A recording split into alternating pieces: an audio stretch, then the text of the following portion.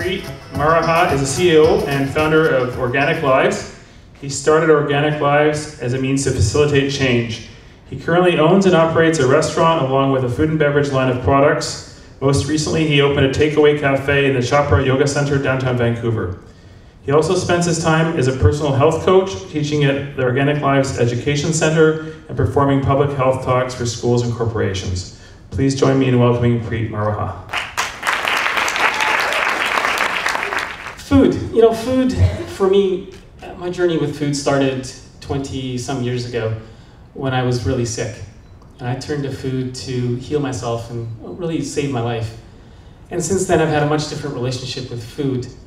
Over the years, I've learned a lot about our body, how it works, how we grow food, how food interacts with everything on this planet. So Organic Lives was really a culmination of my personal journey over the last, how many years it was before that, and a way to bring this idea and notion to people that if we reconnect with the food that we're eating, and I say reconnect because I truly believe that we've disconnected ourselves from the food. We have very little understanding and knowledge of where food comes from, how it's grown, what's in the ingredients of the boxes that we buy. A lot of times we look at the ingredients and go, yeah, I can't pronounce that in the shopping cart. So this was, how do we get people to understand by reconnecting to the food, we can change our health and the planet's health overnight. Because our food is connected to poverty, to hunger, to climate change, deforestation, water contamination, soil erosion, and the list goes on and on and on and on. And everything comes back to our food choices. So Organic Lives was a means of making that change. And this thing started out as an online portal 7 years ago, having just moved here from Calgary. So for those of you that have been to Calgary, the redneck beef capital of the world, 22 years ago when I decided to eat no meat and no dairy, people thought I was crazy. To the point where my parents tried to get me to a psychiatrist because they thought I'd lost my mind. So it was refreshing to come to Vancouver where people actually believed in eating plants and fruits and vegetables. It was supposed to be a resource where people can come, get information, get understanding of what's going on in the world with food. That morphed itself into a buying club, because I started bringing in some different ingredients from different parts of the world. That became an online store, turned into a warehouse, a little distribution place, a commercial kitchen. Then it turned into this location on Quebec and 2nd, which unfortunately just burnt down 3 weeks ago. It's a whole different story though. And it was the flagship. It was what has really put Organic Lives on the map. It was a place where we built community, where we changed lives, where we brought people together and got married. They met at Organic Lives and ended up getting married. So, from a community perspective, it was really amazing to see what we could put together. What was really more amazing was the impact that we started to have in the community and around the world. Our mission and vision was really about how do we take people's lives and change them. So it wasn't just about what we did locally, it was about what we did internationally.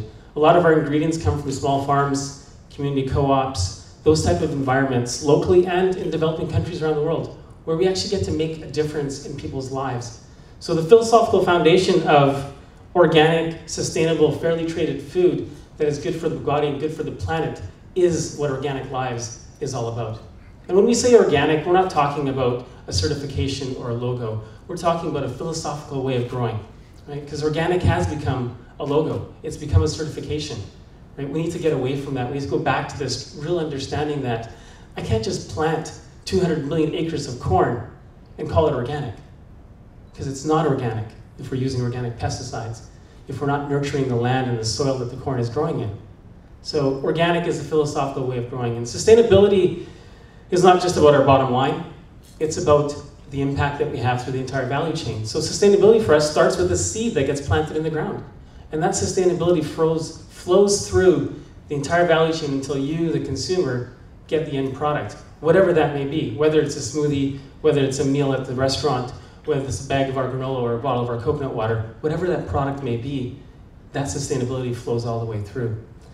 And then fairly traded, it's something that's become really well familiar in the marketplace, the concept of fair trade. Some people have termed it fair trade, direct trade, fairly traded. There's lots of different terms that are being used.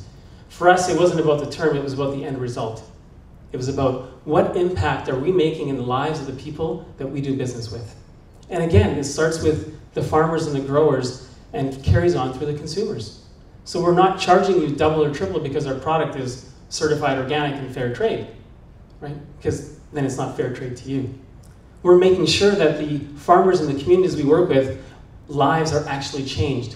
So it's not this, we're going to buy your product, pay you an extra 10 cents, and let you figure out your life. It's how do we actually change your life? What do you need? What infrastructure, what systems, what processes can we help you implement to change the way that you live so 5 years from now you can have a better house, you can send your kids to school. That for us is fair trade. So that's what this is about. It's about this organic, sustainable, fairly traded food that then is good for the body and good for the planet. And that is really where I get passionate about is how do we create food that not only tastes good, that looks good, it makes you feel good. Feel good from after not just eating it, but understanding that this is impacting the world in so many different ways. I don't know how many of you here buy organic.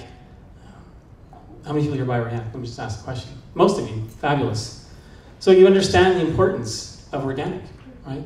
We need to get this message to a global perspective and really go, why do we want to buy organic? Right? What impact am I going to make on the world if I switch to organic? And we have a lot of science now that tells us why we should go organic. You know, without getting into a lot of the details and technicalities, if the entire world switched to organic agriculture, we would eradicate global warming.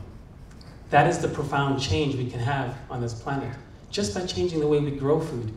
Because we can sequester 40% of the carbon out of the atmosphere by switching to organic. That is huge.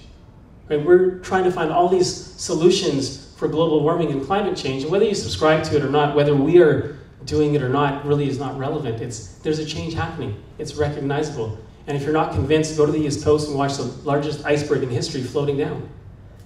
The climate is changing, and we can change it and the direction of it by just changing the way we grow food. Right? How many people here have kids?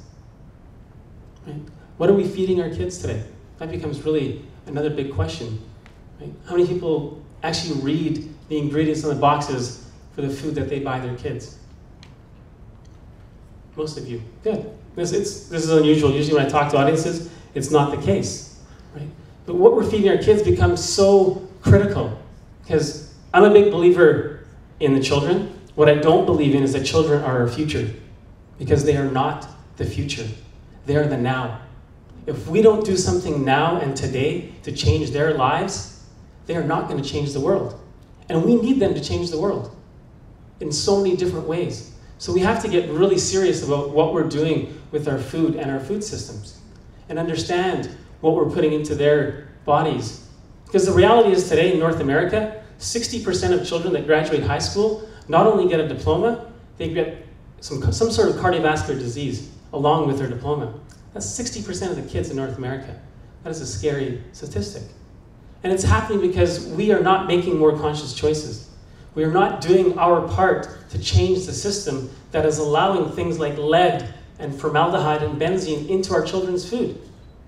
Right? I mean, as a country, we take lead out of our gasoline, out of our pencils, out of our paint, and we won't take it out of our kids' food. How does that make sense? You know, the only two countries in the world that allow this to happen are Canada and the United States.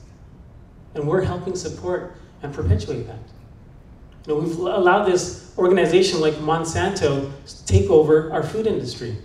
We're growing, I think, upwards now 300 million acres of genetically modified corn. That industry has created a toilet bowl in the Gulf of Mexico where nothing is growing. We have a dead zone larger than the size of New Jersey. Something is not right. Something has to change with what we're doing.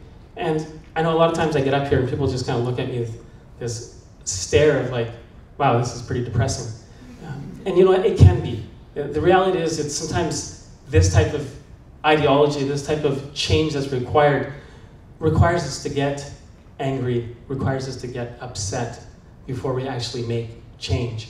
Because to go through truth, that acceptance of truth, requires us to go through denial. It requires us to go through violent opposition before we actually get there. So I have no issues with getting people upset, getting you stirred up, getting your emotions going, so you can go out and actually do something different. right? And how do you do something different? You just make simple changes in your life, because that is all that we can do, right? This is not about asking anybody to become anything. I'm not asking you guys to stop doing anything other than becoming more conscious about what it is you're putting into your bodies, your children's bodies. What are we putting back into the planet?